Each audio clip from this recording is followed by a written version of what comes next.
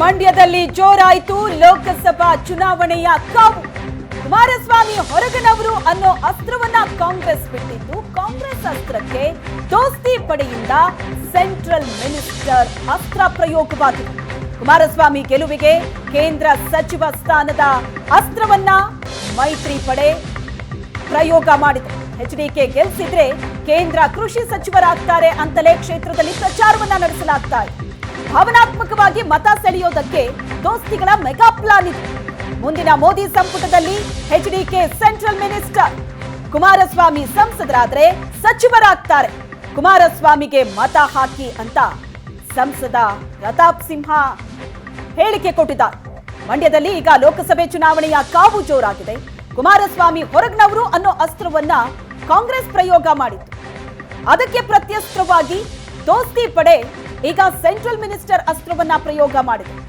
ಕುಮಾರಸ್ವಾಮಿಗೆ ಒಂದು ವೇಳೆ ಗೆಲುವಾದ್ರೆ ಸಂಸದರಾಗ್ತಾರೆ, ಆ ಮೂಲಕ ಸೆಂಟ್ರಲ್ ಮಿನಿಸ್ಟರ್ ಆಗ್ತಾರೆ ಅಂತಲೇ ಕ್ಷೇತ್ರದಲ್ಲಿ ಪ್ರಚಾರ ನಡೆಸಲಾಗ್ತಾ ಇದೆ.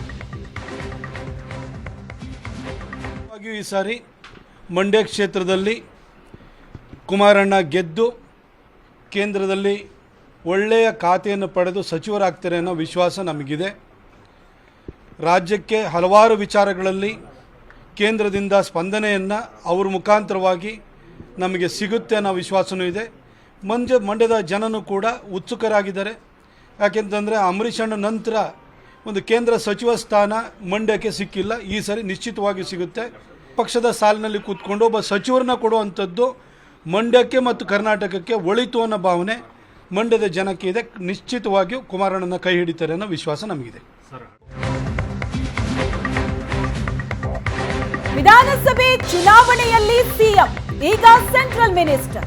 ಕೇಂದ್ರ ಸಚಿವ ಸ್ಥಾನದ ನಿರೀಕ್ಷೆಯಲ್ಲಿ ಕುಮಾರಸ್ವಾಮಿ ಇದ್ದಾರೆ. ಗೆದ್ರೆ ಸೆಂಟ್ರಲ್ ಮಿನಿಸ್ಟರ್ ಸ್ಥಾನಕ್ಕೆ ಇರೋದಕ್ಕೆ ಎಚ್ಡಿಕೆ ಮೆಗಾ ಪ್ಲಾನ್. ಒಕ್ಕಲಿಗರ ಮತ ಸೆಳೆಯೋದಕ್ಕೆ ರಣತಂತ್ರವನ್ನ ಹೆಣಿತಾ ಇದ್ದಾರೆ ಕುಮಾರಸ್ವಾಮಿ. ಭಾವನಾತ್ಮಕವಾಗಿ ಒಕ್ಕಲಿಗರ ಮತ ಬೇಟೆಗೆ ಮುಂದಾಗಿದ್ದಾರೆ ಈಗ ಕುಮಾರಸ್ವಾಮಿ. ಸೆಂಟ್ರಲ್ ಮಿನಿಸ್ಟರ್ ಆದ್ರೆ ಮಂಡ್ಯಕ್ಕೂ ಅಭಿವೃದ್ಧಿ ಆಗತ್ತೆ ಅಂತ ಪ್ರಚಾರವನ್ನ ನಡೆಸಲಾಗ್ತಾ ಇದೆ. ವಿಧಾನಸಭೆಯಲ್ಲಿ ಸಿಎಂ ಮಾಡುವಂತೆ ಪ್ರಚಾರ ನಡೆಸಿದ್ರು ಎಚ್ಡಿಕೆ. ಲೋಕಸಭೆ ಚುನಾವಣೆಯಲ್ಲಿ ಕೇಂದ್ರ ಸಚಿವ ಅಸ್ತ್ರವನ್ನ ಬಳಕೆ ಮಾಡಲಾಗ್ತಾ ಇದೆ. 2018ರಲ್ಲಿ ಜೆಡಿಎಸ್ 7ಕ್ಕೆ 7 ಸ್ಥಾನವನ್ನ ಮಂಡ್ಯ ಜನ ಗೆಲ್ಲಿಸಿದ್ರು. 2023ರಲ್ಲಿ ಡಿಕೆಶಿ ಸಿಎಂ ಪಟ್ಟಕ್ಕೇರ್ಲಿ ಅಂತ 6 ಕ್ಷೇತ್ರದಲ್ಲಿ ಗೆಲುವನ್ನ ಕೊಟ್ಟಿದ್ರು ಮಂಡ್ಯ ಜನ.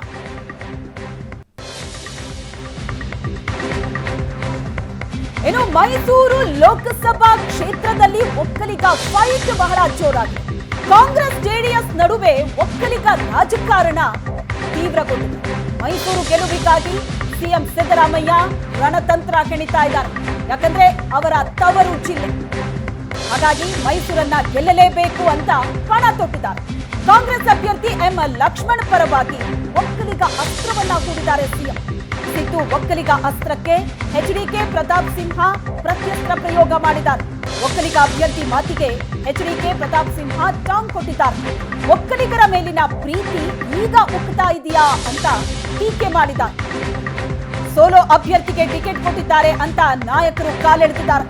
ಜಿಟಿಡಿ ಗುಡುಗಿನಿಂದ 3 ಕ್ಷೇತ್ರಗಳಲ್ಲಿ ಒಕ್ಕಲಿಗರು ಒಂದಾಗಿದ್ದಾರೆ. ಚಾಮುಂಡೇಶ್ವರಿ, ಹುಣಸೂರು, ಪಿರಿಯಾಪಟ್ಟಣದಲ್ಲಿ ಜಿಟಿಡಿ ಸಂಚಲನವನ್ನ ಮೂಡಿಸಿದ್ದಾರೆ.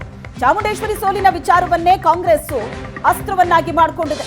ಸಿದ್ದರಾಮಯ್ಯ ಮಾತಿನ ಬಾಣಕ್ಕೆ ಜಿಟಿಡಿ ಪ್ರತಿ ಸವಾಲನ್ನ ಹಾಕಿದ್ದಾರೆ. ಒಟ್ಟಿನಲ್ಲಿ ಮೈಸೂರು ಲೋಕಸಭಾ ಅಖಾಡ ರಂಗೇರ್ತಾ ಇದೆ. ಈಗ ಒಕ್ಕಲಿಗ ರಾಜಕಾರಣ ಬಹಳ ಜೋರಾಗಿ ನಡೀತಾ ಇದೆ.